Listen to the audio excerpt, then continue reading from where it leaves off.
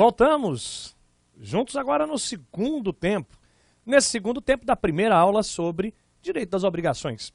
Parei no primeiro tempo falando exatamente da evolução do conceito de obrigação. Falávamos desde o Código de Hammurabi, da Lei do Talião, passando ali pela Lex Poetelia Papiria, que humanizou a relação obrigacional, até chegarmos agora na regra da responsabilidade patrimonial e as limitações impostas pelo Pacto de San José da Costa Rica, Convenção Interamericana de Direitos Humanos. Com isso, já dá para construir, para conceber um conceito de relação obrigacional, não é verdade? Caneta, computador, atenção, se ligue no movimento a partir de agora, juntos construindo o conceito de relação jurídica obrigacional. Na sua tela você confere comigo. Para o professor Carlos Roberto Gonçalves, bacana o Carlos Roberto, né? É bem legal e um livro bem didático.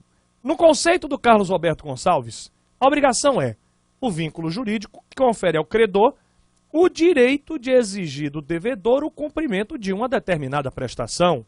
Corresponde, portanto, a uma relação de natureza pessoal, falamos disso, né? De crédito e débito, de caráter transitório, beleza? E o objeto consiste numa prestação, tudo isso nós verificamos antes. Então tá aí. E o Caio Mário da Silva Pereira, o saudoso Caio Mário, mais pragmático, mais direto, diz assim: é o vínculo jurídico em virtude do qual uma pessoa pode exigir de outra uma prestação economicamente apreciável. Então os dois estão dizendo a mesma coisa, Caio Mário mais direto, Carlos Roberto mais rebuscado, é o vínculo. É o vínculo através do qual uma pessoa pode exigir de outra um determinado comportamento. Observe que deste conceito nós podemos extrair os elementos da relação obrigacional. Confira comigo. Os elementos historicamente presentes numa relação obrigacional. Caráter transitório, lógico, essa relação não é perpétua. Se ela fosse perpétua, viraria uma verdadeira escravidão. Até porque, confere comigo, confere aqui. É o vínculo jurídico pelo qual uma pessoa pode exigir de outra uma prestação. Caio Mário, exigir. Se esse vínculo fosse perpétuo, seria escravidão. Seria escravidão. Uma pessoa teria que servir a outra para sempre. Ad aeternum. Então, é um vínculo de caráter transitório. Segue comigo. É um vínculo com exigibilidade patrimonial. Já vimos isso. É a regra da responsabilidade patrimonial. Código Civil 391. Código de Processo 591. E você segue comigo. Mais ainda, tem sempre uma prestação exigível. A exigibilidade de uma prestação. Essa prestação, não esquecer, é uma conduta humana, positiva ou negativa, dar, fazer e não fazer. E por último, completando, a relação existente entre pessoas. Não é uma relação de poder de uma pessoa sobre uma coisa, nada disso. É uma relação existente entre pessoas. Então, desde que a relação obrigacional se humanizou, desde o momento em que a relação obrigacional deixou de ser baseada no talião, na responsabilidade pessoal, na responsabilidade com cerceamento de liberdade, desde a humanização das relações obrigacionais, que nós temos então esses 4 elementos presentes na relação obrigacional. É de caráter transitório, é um vínculo jurídico com exigibilidade patrimonial, é uma prestação exigível e, finalmente, uma relação existente entre pessoas. Pois é, mas é um vínculo estático. Sabe por que estático? Observe. Porque o que é, então, a relação obrigacional? A relação obrigacional seria o vínculo existente entre o credor e o devedor, o vínculo existente entre o credor e o devedor, com o direito de um sobre o outro, exigindo a prestação. Mais ou menos o seguinte: o credor exige do devedor a prestação. Veja, portanto, que é um vínculo estático. É uma relação jurídica claramente estática. credor, devedor, prestação. Não há aqui nenhum movimento. Não há, não. Aqui é um podendo exigir do outro o cumprimento de uma obrigação. Isso está presente de forma muito clara na própria conceituação. É o vínculo que confere ao credor o direito de exigir do devedor o cumprimento da prestação. Pois é. No entanto, desde o Código Civil de 2002, a relação obrigacional recebeu novos influxos. Com o Código Civil de 2002, a relação obrigacional ganhou novos referenciais. E esses novos referenciais vão submeter a relação obrigacional a uma nova compreensão. São 3 referenciais novos que vão alterar substancialmente a compreensão da relação obrigacional. Boa-fé objetiva. Boa-fé objetiva. Equilíbrio econômico e financeiro. Função social do contrato. Boa-fé objetiva. Equilíbrio econômico e financeiro. Função social do contrato são os 3 elementos que se agregam à relação obrigacional. E com eles, a relação obrigacional ganha uma nova dinâmica. Confira comigo. Com esses 3 elementos, a relação obrigacional ganha um conceito agora complexo. Um conceito funcionalizado. Por quê? Porque o vínculo passa a ser dinâmico e não estático. A relação obrigacional deixa de ser estática porque deixa de ser o credor exigindo do devedor o cumprimento de uma prestação. Não há esta monotonia. A relação passa a ser complexa, passa a ser dinâmica e a obrigação se torna um movimento. Um movimento feito pelo credor e pelo devedor, por ambos. Um movimento feito por ambas as partes e por terceiros, quando lhes couber intervir na relação obrigacional. Então, um movimento feito por ambos e por terceiros, no sentido de auxiliar o cumprimento da prestação. Ou seja, a relação deixa de ser estática e passa a ser cooperativa. Quem primeiro trabalhou com isso no Brasil foi um dos coautores do nosso Código Civil, o professor Clóvis do Couto e Silva, do Rio Grande do Sul. E você confere comigo a lapidar frase do Clóvis do Couto e Silva. A obrigação é um conjunto de atividades necessárias à satisfação do crédito. Ora, conjunto de atividades necessárias à satisfação do crédito, venha conferir comigo. O que o Clóvis do Couto e Silva está dizendo é que a relação obrigacional deixou de ser estática, deixou de estar baseada no direito do credor de exigir do devedor o cumprimento, e esta relação passou a ser cooperativa. Cooperativa no sentido de que ambos, credor e devedor, e eventualmente os terceiros, quando tiverem de intervir, devem auxiliar o cumprimento da relação obrigacional. Devem cooperar para o cumprimento de uma relação obrigacional. Tem uma parábola, eu uso ela no volume de obrigações do nosso curso de Direito Civil, mas tem uma parábola muito interessante, uma metáfora em verdade, e essa metáfora é muito bem aplicável ao caso. É a metáfora da partida de tênis e de frescobol. A bem da verdade, deixa eu até contar essa história, a bem da verdade eu vi pela primeira vez essa metáfora no casamento do meu irmão. O meu irmão estava casando e o padre que celebrou o casamento do meu irmão utilizou esta metáfora para falar sobre os deveres conjugais e sobre as condutas de marido e mulher no casamento. E aí o padre dizia assim, olha, o casamento deve ser uma partida de frescobol e não de tênis. Você sabe a diferença entre uma partida de frescobol e de tênis, Marcos? Sabe não? Então eu vou te explicar. E você, se você não sabe também, presta atenção. O objetivo da partida de tênis é colocar a bola no chão do adversário. Ou seja, o objetivo do jogo é derrubar a bola na quadra do adversário, tirando do alcance dele. Já o objetivo da partida de frescobol é colocar a bola na mão do adversário. O objetivo de uma partida de frescobol é fazer com que o adversário pegue mais facilmente a bola e a partida vai decorrendo a partir da habilidade de ambos e da colaboração de ambos. O padre dizia que o casamento deve ser muito mais uma partida de frescobol do que de tênis. E com essa metáfora, eu quero lhe dizer que a relação obrigacional evoluiu de uma partida de tênis para uma partida de frescobol.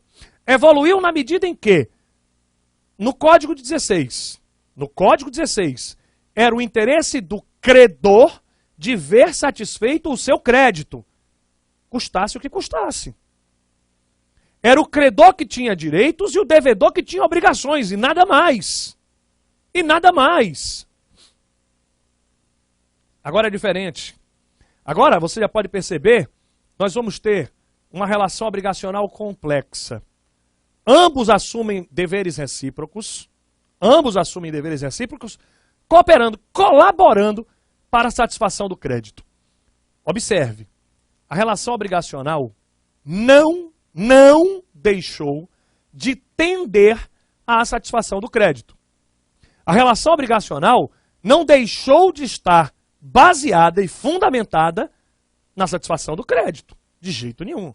Contudo, a relação obrigacional, mesmo almejando a satisfação do crédito, não quer o sacrifício das partes. Não quer. A relação obrigacional quer que as partes atuem livremente para colaborando para a satisfação do crédito, que é o interesse fundamental. Com isso, nós já percebemos, então, novos elementos na relação obrigacional. Confira comigo. Novos elementos que caracterizam a relação obrigacional.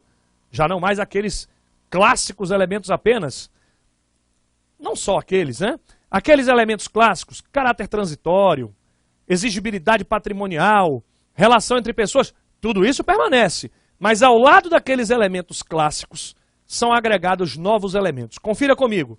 A relação obrigacional agora tem uma ordem de cooperação entre as partes. Ou seja, já não é mais só o devedor quem tem obrigações. O credor também. O credor também tem obrigações. Deveres anexos impostos a ambas as partes. E com isso, um cumprimento mais largo, mais amplo do conceito de obrigação. Cumprir a obrigação não é só satisfazer o crédito. Cumprir a obrigação não é apenas e tão somente honrar o crédito, mas garantir a boa-fé objetiva, o equilíbrio econômico e financeiro, a função social do contrato. Novos valores vão se agregando ao clássico conceito de relação obrigacional. Nesse momento, você já pode verificar comigo, você já pode vislumbrar comigo uma significativa evolução do conceito de relação obrigacional. E esta evolução decorre dessa expressão aqui, olha. Pacta sunt servanda. Lembra dessa expressão? Pacta sunt servanda. Contratou, tem de cumprir. E eu, e você, e todo mundo disse a vida inteira que o contrato fazia lei entre as partes. E quando nós dissemos que o contrato fazia lei entre as partes, o nosso objetivo primordial, a nossa ideia fundamental, era dizer que o contratante, o devedor, tinha de cumprir as suas obrigações. A parte que assumiu as obrigações precisava cumprir. Por quê? Aquela relação fazia lei entre as partes. Não haviam possibilidades de descumprimento, de equilíbrio, nada disso. O Pacta Sunt Servanda, que de qualquer sorte emanava a ideia de liberdade que existia naquele período, o Pacta Sunt Servanda agora vai ser revisitado. Revisitado sim, sabe por quê? Porque agora o Pacta Sunt Servanda precisa se submeter à boa-fé, ao equilíbrio econômico e financeiro e à função social do contrato. O que nós temos, portanto, é que haverá uma modificação na intervenção estatal. A intervenção do Estado na relação obrigacional será modificada. E agora nós passamos a ter dois diferentes movimentos estatais no que diz respeito à relação privada. No que tange a relação privada, dois novos movimentos vão surgir. Comigo, hein? O primeiro movimento que surgirá é o movimento de constitucionalização do direito civil. Constitucionalização do direito civil é o primeiro movimento. O outro movimento é a publicização do direito civil. E aqui eu lhe chamo a atenção porque são movimentos distintos. Verifique comigo agora na sua tela. Constitucionalização é uma coisa. Publicização é outra. E comigo a diferença. A constitucionalização é a compreensão dos institutos do direito civil em interpretação conforme a Constituição. É a interpretação dos clássicos institutos do direito civil conforme a Constituição, conforme os valores constitucionais. A publicização é a intervenção do Estado em uma relação privada, intervenção estatal em uma relação privada, para assegurar a igualdade, o equilíbrio dessa relação. É o que Orlando Gomes chamava de dirigismo contratual. Dirigismo contratual. Perceba que neste momento nós vamos encontrar os dois fenômenos na relação obrigacional. A relação obrigacional, DPU, hein? Pergunta do concurso da Defensoria Pública da União. Diferença entre constitucionalização e publicização. Na relação obrigacional nós vamos encontrar os dois fenômenos. Quando nós falamos em dignidade humana, nós estamos falando de constitucionalização. Quando nós falamos em interpretação do direito obrigacional conforme a liberdade, a igualdade, a dignidade, constitucionalização. Mas toda vez que o Estado precisa se imiscuir numa relação obrigacional, que é uma relação privada, toda vez que o Estado precisa penetrar na relação obrigacional para garantir o equilíbrio e a igualdade, ali nós temos o fenômeno da publicização. Intervenção das agências reguladoras. E toda vez que você lembrar da intervenção das agências reguladoras, ali estará o fenômeno da publicização. É uma relação obrigacional com a presença do Estado para garantir o equilíbrio. No CDC, no Código de Defesa do Consumidor, na CLT, na Consolidação das Leis do Trabalho, nós temos exemplos muito claros de concorrência simultânea desse fenômeno. A constitucionalização e a publicização estão juntas nessas situações, nessas circunstâncias do direito do consumidor, do direito do trabalho, por exemplo. Pois bem, mas tudo isso também nos conduz a uma certeza. Estes valores constitucionais, chegando para a relação obrigacional, quando esses valores constitucionais se aproximam da relação obrigacional, dão a ela uma nova visão. Dão a ela uma visão mais dinâmica, a obrigação passa a ser um processo, não no sentido de processo civil, processo penal, não. Não nesse sentido. A relação obrigacional se torna um processo no sentido de movimento. É um movimento que vincula credor e devedor para cooperarem a fim de obter o cumprimento da prestação. Cooperarem para que a relação obrigacional cumpra o seu objetivo sem violar as garantias fundamentais de cada um. Sem violar as garantias fundamentais de cada um. Portanto, a relação obrigacional deixa de ser egoística para ser pautada em solidariedade e dignidade. A relação obrigacional deixa de ser egoística e passa a estar pautada em solidariedade e dignidade. Uma relação cooperativa e não individual. Essa é a nova visão da relação obrigacional. E olha, baseada nos valores constitucionais, como, por exemplo, a dignidade humana. Lê essa frase do Clóvis do Couto e Silva comigo, na sua grande obra, A Obrigação como um Processo. Aí, Clóvis do Couto e Silva, olha o que ele diz. A concepção atual de relação jurídica obrigacional, eu acrescento, em virtude da boa-fé, é a de ordem de cooperação, em que aluem as posições tradicionais de credor e de devedor. Então olha o que ele está dizendo. Aquelas posições clássicas de credor e devedor aluíram.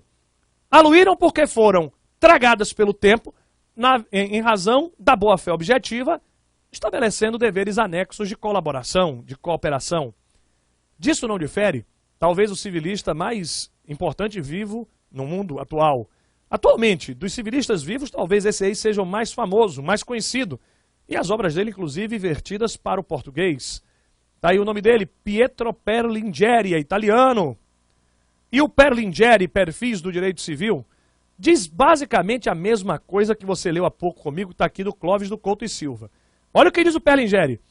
Não se quer com isso negar que a relação obrigacional está destinada à satisfação do crédito, mas enfatizar a necessidade de que este, o credor, também coopere na consecução deste fim. Ou seja, ele está dizendo que a relação obrigacional, de fato, é uma ordem de cooperação. A ideia da relação obrigacional está fundada, pautada numa ordem de cooperação, de colaboração recíproca. Esta nova visão da obrigação como um processo, esta nova percepção do fenômeno obrigacional, baseado não mais em relação jurídica pela qual uma parte, o devedor, está submetida à outra parte, o credor, para o cumprimento de uma prestação, dar, fazer e não fazer. Mais do que isso, ambos devem colaborar para a satisfação do crédito, valorizando os direitos e garantias fundamentais. Valorizando os direitos e garantias fundamentais. Não se pode ter o cumprimento de uma obrigação, não se pode ter a satisfação do crédito com sacrifício de direitos e garantias fundamentais. Nesse sentido, essa linha de reflexão, os 3 novos valores do direito obrigacional merecem realce. É preciso destacar esses novos valores do direito obrigacional. Quais são esses valores? Você vai conferir comigo. Pois é, os novos paradigmas. Os novos paradigmas do direito obrigacional são: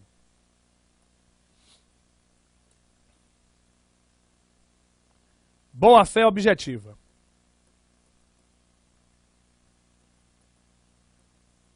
Boa-fé objetiva, 422 e 113 do Código Civil. Equilíbrio econômico e financeiro. Equilíbrio econômico e financeiro. 317 e 478 do Código Civil. E função social do contrato. E função social do contrato, 421 do Código Civil. Aqui estão os 3 novos paradigmas da relação obrigacional. E agora eu trago notícias sobre cada um deles. Vamos lá? A boa-fé objetiva, primeiramente, é a eticidade. É a eticidade aplicável à relação obrigacional. É uma compreensão ética da relação obrigacional. Observe que a boa-fé objetiva, ela será aplicada nas relações obrigacionais com vistas a garantir a ética que se espera das partes. Com isso, claramente, nós não podemos imaginar que a boa-fé objetiva que vai ser aplicada numa relação de consumo é a mesma boa-fé objetiva de uma relação empresarial ou de outras relações. Não pode ser a mesma. Confira comigo o que dizem os professores Gustavo Tepedino e Anderson Schreiber e Tepedino do Rio de Janeiro, ambos. A boa-fé objetiva não pode ser aplicada da mesma forma nas relações de consumo e nas relações mercantis ou societárias, pela simples razão de que os estándares de comportamento são distintos. Perfeito? Se a boa-fé objetiva é a ética que se espera das partes, logicamente, esta ética que se espera numa relação de consumo é diferente da ética esperada numa relação empresarial, societária. E, portanto, o comportamento ético varia de uma relação para outra, não podendo ser estandardizado, não podendo ser repetido. Outro detalhe bem importante, é que a boa-fé objetiva não importa no sacrifício de vantagens contratuais. A boa-fé objetiva não quer gerar o sacrifício de vantagens ou de interesses obrigacionais. O que a boa-fé objetiva quer não é importar num sacrifício das vantagens obtidas licitamente no contrato. O que se quer é uma compreensão ética da relação obrigacional. Ora, com isso, a boa-fé objetiva deixa muito claro que o seu compromisso não é uma proteção do hipossuficiente. A boa-fé objetiva não quer corrigir posições de hipossuficiência. O que ela quer apenas e tão somente é exigir um comportamento ético e probo das partes envolvidas. Por isso que nós podemos vislumbrar na boa-fé objetiva diferentes funções.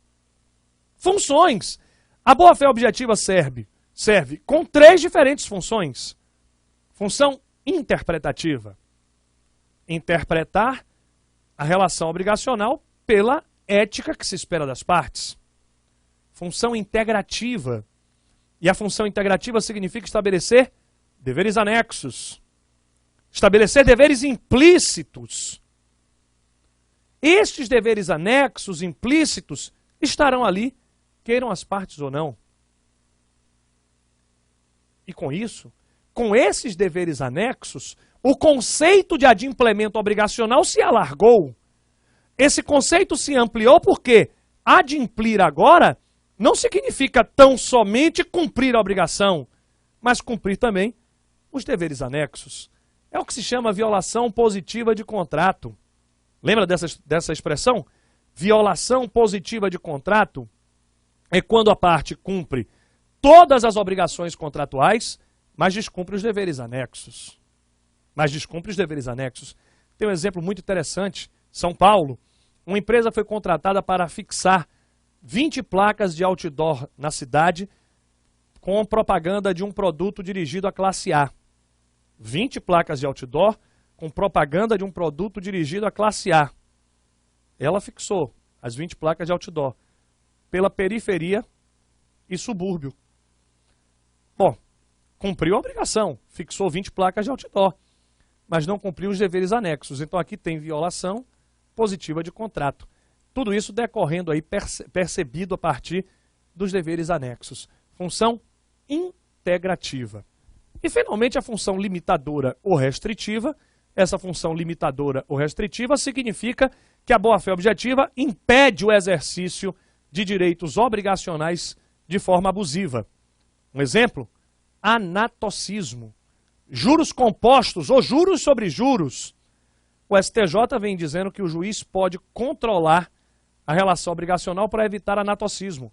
Boa-fé objetiva, função limitadora, restritiva, de controle do exercício de direitos obrigacionais. Aqui você estuda comigo a boa-fé objetiva, que é o primeiro referencial, o primeiro novo elemento, o novo paradigma da relação obrigacional. Mas temos um segundo elemento, que é o elemento equilíbrio econômico e financeiro, 317, 478. E você confere comigo, olha só, 317, quando por motivos imprevisíveis sobrevier desproporção manifesta entre o valor de uma prestação e da outra, o juiz pode corrigi-lo, a pedido da parte, assegurando o valor real. Então aqui nós vamos ter a chamada teoria da imprevisão. É o 317 repetido pelo 478. Confira comigo. O 478, no mesmo modo, nos contratos de execução continuada ou diferida, se a prestação de uma das partes se tornar excessivamente onerosa, com extrema vantagem para a outra, em virtude de acontecimento extraordinário e imprevisível, pode o devedor pedir a resolução. Muito bem. Na soma desses dois artigos, 317 e 478, nós temos aqui a conhecida figura da teoria da imprevisão. E a teoria da imprevisão, claro, oxigena a relação obrigacional, mitiga o pacta sunt servanda. Mitiga o pacta sunt servanda e, claro, garante o equilíbrio da relação. Garante o equilíbrio evitando onerosidade excessiva. Então, a teoria da imprevisão tem a finalidade de impedir a ocorrência de onerosidade excessiva e, com isso, manter o equilíbrio da relação obrigacional. Não esquecer que esta onerosidade excessiva, para fins de aplicação da teoria da imprevisão, ela deve estar presente de forma posterior, superveniente. Isto porque, e confira comigo, se a onerosidade excessiva estiver presente no momento da celebração do contrato, se a onerosidade excessiva estiver presente no momento da formação do contrato, produzirá um efeito diferente da onerosidade excessiva superveniente, posterior à formação do contrato. Se a onerosidade excessiva estiver presente no momento da formação do contrato, ela afeta a sua validade. Afeta a sua validade. Se ela vem posteriormente, aí sim afeta a sua eficácia. Aqui sim afeta a sua eficácia. Então, se afetou a validade no momento da formação do contrato, aí é o instituto da lesão ou do estado de perigo. Instituto da lesão ou do estado de perigo. Quando a onerosidade excessiva estiver presente na formação do contrato. Mas se ela lhe é posterior, aí já não é caso mais de discutir a validade, agora se discute a eficácia. Está aí a escada pontiana, né?